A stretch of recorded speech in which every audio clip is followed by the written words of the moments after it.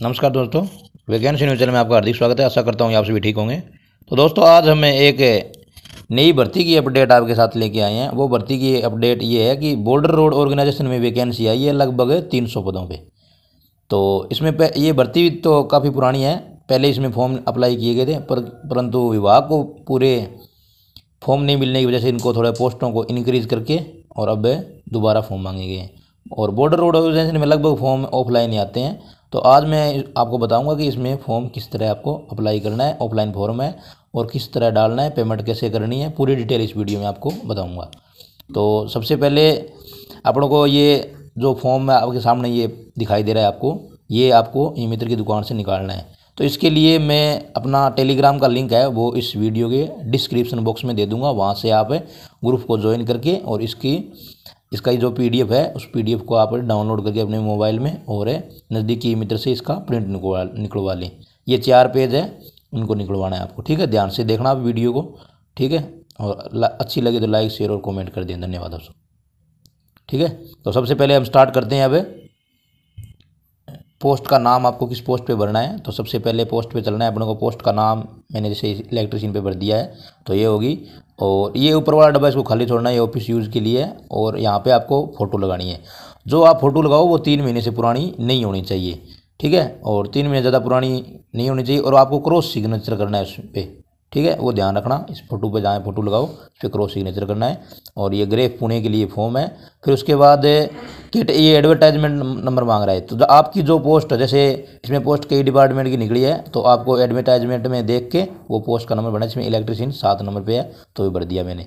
उसके बाद है ग्रेफ पुणे वाला आ गया। फिर उसके बाद आ गया कि कैटेगरी का, भी कैटेगरी क्या है। तो कैटेगरी, आपकी जो कैटेगरी है उस पर क्लिक करना है, टिक लगाना है। उसके बाद आप वेटेज मार्क मांगे गए हैं। तो आपको, मैं आप किस आधार पे फॉर्म भर रहे हो, आप 10th के आधार पे भर रहे हो तो आपको 10th के नंबर लिखने हैं। और ITI के आधार पे भर रहे हो तो आपको ITI के नंबर लिखने हैं।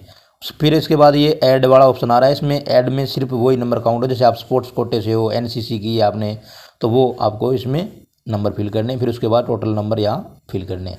फिर उसके बाद ये दे रखा है आपको भी, आप नीचे दी ये कैटेगरी में आप हो तो इस पे यस पे करना है, नहीं है तो नो पे करना है। ठीक है, फिर आप EWS कैटेगरी से हो तो EWS में यस करना है, नहीं तो नो करना है। ठीक है, फिर आपको 8 नंबर कॉलम में पहुंच गए हम।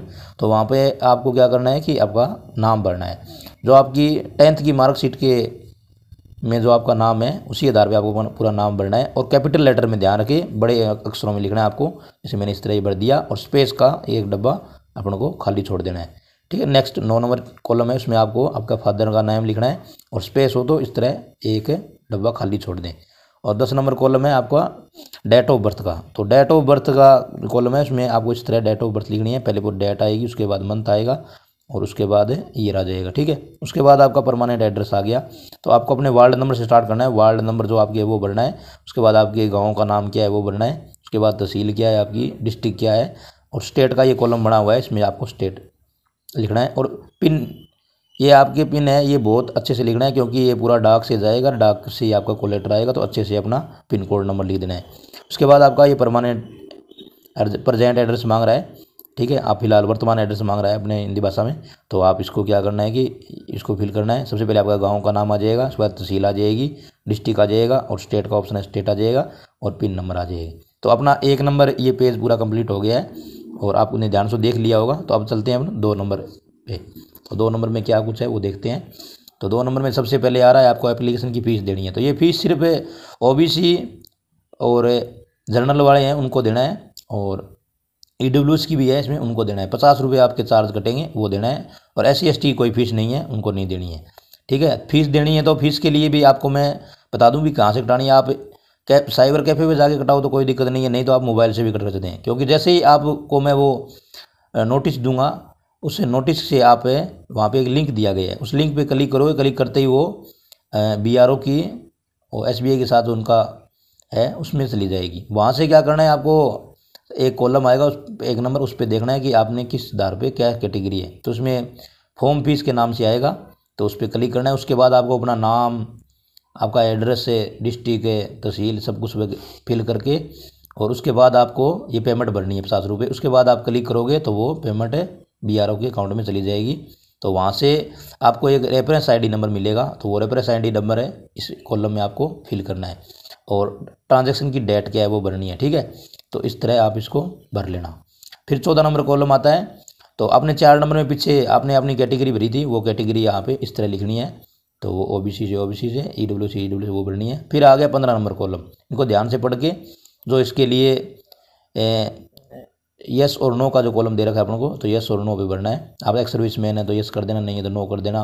ग्रेफ में है तो यस और नो इसमें भरना है। एनसीसी का भरना है और स्पोर्ट्समैन का भरना है। इस तरह आपको भर लेना है। और ये नीचे नंबर दे रखा है आपको कि अब वो कॉलम नंबर 15 नंबर कॉलम में एच नंबर में दे रखा है, यदि आप स्पोर्ट्स पर्सन हो, चाहे आप स्टेट लेवल से हो, चाहे डिस्ट्रिक्ट लेवल पे हो, चाहे यूनिवर्सिटी लेवल पे हो, तो वो उसमें यस नो वो भरना है। तो ये मेरे तो है नहीं, तो मैंने इसमें नो भर दिया। फिर अपना आ गया इसमें क्वालिफिकेशन का। तो क्वालिफिकेशन में आपको सबसे पहले भरना है आपकी 10th की, आपका 10th है। उसके बाद आपने पास कब की वो भरना है। उसके बाद आपने किस बोर्ड से किए वो भरना है। उसके बाद आपके सब्जेक्ट कौन कौन से थे वो भरना है। उसके बाद आपके नंबर आए कितने वो भरना है, और कितने में से आए वो भरना है। उसके बाद आपके परसेंटेज भरना है। इसी तरह आपके पास 12वीं के भरना है। जैसे 12वीं होगी, ये पासिंग ईयर हो गया, और उसके बाद ये आपकी बोर्ड हो गया। उसके बाद आपका सब्जेक्ट क्या था वो हो गया, और कितने नंबर आए, कितने में से आए, और आपके परसेंटेज क्या है। इसी तरह आपके पास बीए, बीएससी, बीकॉम कुछ और है, तो वो यहाँ पे भी अप्लाई कर दें यहाँ पे। उसके बाद अपने आते हैं टेक्निकल वाले पोर्शन में।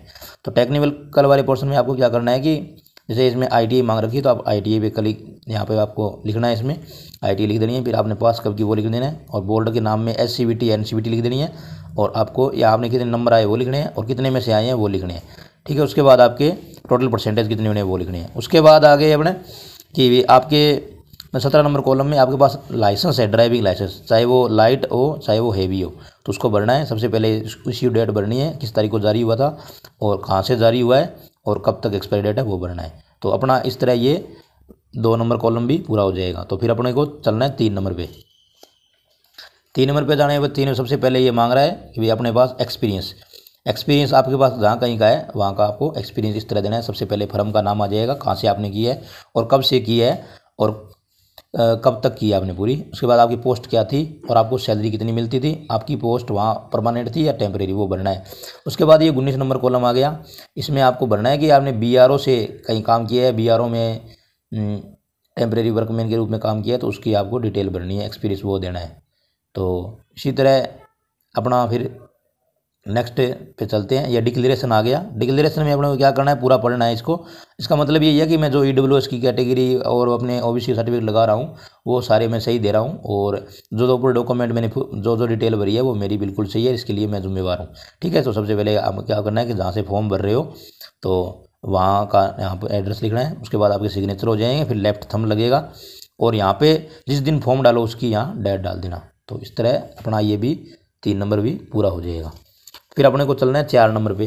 4 नंबर पे क्या करना है कि आपको सबसे पहले यहाँ पे आपने एक फ़ोटो चिपकानी है, और इस फोटो पे सिग्नेचर नहीं करनी है, अच्छे से फ़ोटो चिपका देनी है बस। ठीक है, उसके बाद आपको क्या करना है कि भाई अपना एड्रेस, अपना नाम लिखना है बड़े अक्षरों में, आपका फादर का नाम आ जाएगा, फिर हाउस नंबर ये आ रहा है और वार्ड नंबर दे देना। फिर उसके बाद आपके गाँव का नाम, तहसील और राज्य, और आपका पोस्ट ऑफिस क्या है और डिस्ट्रिक्ट कौन सा है, पिन कोड क्या है।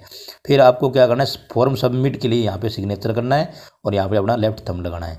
इस तरह ये नीचे वाले कॉलम है, किसी को नहीं छेड़ना है। ठीक है, तो आपको क्योंकि ये रिटर्न के लिए या रिटर्न के टाइम जब आपका ये कॉल लेटर वापस आएगा एडमिट कार्ड, तब आपको एग्ज़ाम देने जाना है, तब उनके सामने यहाँ पे साइन करना है, यहाँ थंब लगाना है। फिर फिजिकल टेस्ट के लिए दिया है, फिर उसके बाद प्रैक्टिकल टेस्ट के लिए, फिर आपकी ज्वाइनिंग के टाइम इस तरह ये फॉर्म कंप्लीट करना है। और डॉक्यूमेंट अपने सारे लगाने हैं वो इस प्रकार है कि सबसे पहले आपको जैसे आपने पूरा का पूरा ये फॉर्म हो गया एक, तो ठीक है, उसके बाद इसमें आपको आधार कार्ड लगाना है, और उसके बाद आपको 10th की मार्कशीट लगानी है, फिर +2 की लगा देनी है, फिर ITI की लगा देनी है, फिर ड्राइविंग लाइसेंस वो लगा देना है, फिर आपको पास एक्सपीरियंस है तो वो लगा देना है। तो ठीक है, ये सब डॉक्यूमेंट जो डॉक्यूमेंट आप लगाओ ध्यान रहे सेल्फ अटेस्टेड होने चाहिए। ठीक है, अपना मूल निवास भी लगाना है।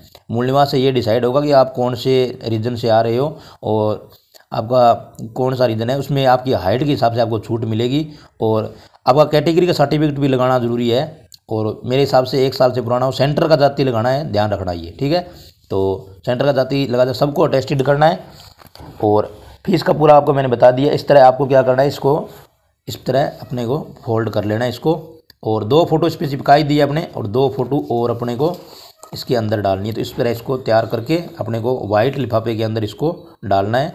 और वाइट लिफाफे के अंदर डालने के बाद आपको क्या लिखना है, ऊपर ही ऊपर सबसे पहले आपको लिखना है एप्लीकेशन फॉर दी अप्लाई। आप किस पोस्ट के लिए अप्लाई कर रहे हो, तो जैसे इलेक्ट्रीशियन के लिए है तो आप इलेक्ट्रीशियन के लिए लिख देना, और इलेक्ट्रीशियन का ब्रैकेट में ये नंबर और लिख देना, सीरियल नंबर ये है 7 नंबर, ठीक है। तो आपकी कैटेगरी क्या है वो लिखना है, और उसके बाद आपके ये जो नंबर दे आपने यहाँ पे अप्लाई किए है, भी मेरे इतने नंबर है वो लिखना है, ठीक है। फिर उसके बाद आपको नीचे लिखना है, और उस जो आपको मैं अब नोटिस दूंगा उस नोटिस में जो एड्रेस लिखा है वो आपको वैसे का वैसा लिखना है। जैसे वो कमिश्नरेट दिग्गी कैंप पुणे लिखा हुआ है वो लिखना है, और उसके पिन कोड है वो लिख के, और साइड में यहाँ जो आप इसको लिफाफे को अंदर डाल दोगे तो उसके बाद इस कोने पे आपको नीचे नीचे यहाँ क्या लिखना है कि आपका अपना एड्रेस लिखना है। और आपका एड्रेस लिखने के बाद उसको आप नज़दीकी अपने डाकघर में जाके उस पर डाक टिकट लगा के रजिस्ट्री करानी है। स्पीड पोस्ट कोई नहीं कराएगा, स्पीड पोस्ट की कोई जिम्मेवारी, इसमें स्पष्ट लिख रखा है कि आपको रजिस्ट्री करानी है, ठीक है। तो इस तरह आपको ये फॉर्म अपना अप्लाई कर देना है, और जिस तरह ही आपका ये वहाँ डिपार्टमेंट में पहुँच जाएगा, वहाँ जाते ही आपको एडमिट कार्ड जारी कर दिया जाएगा, आपका वो एडमिट कार्ड जो पीछे 4 नंबर पे था। तो इस तरह ये फॉर्म अपना कंप्लीट हो गया है। और किसी को कोई प्रॉब्लम हो तो आपके लिए कमेंट बॉक्स खुला है, आप वहाँ से जानकारी ले सकते हैं कि भाई इस कॉलम में क्या है, कोई कमी रह गई हो तो आप पूछ सकते हैं, ठीक है। और वीडियो अच्छी लगी हो तो लाइक शेयर और कमेंट कर दें, और जो कैंडिडेट नए हैं वो चैनल को सब्सक्राइब कर लें, ठीक है। और वीडियो को आगे से आगे भेजें ताकि कोई भाई रह न जाए फॉर्म फिल किए बिना। धन्यवाद दोस्तों।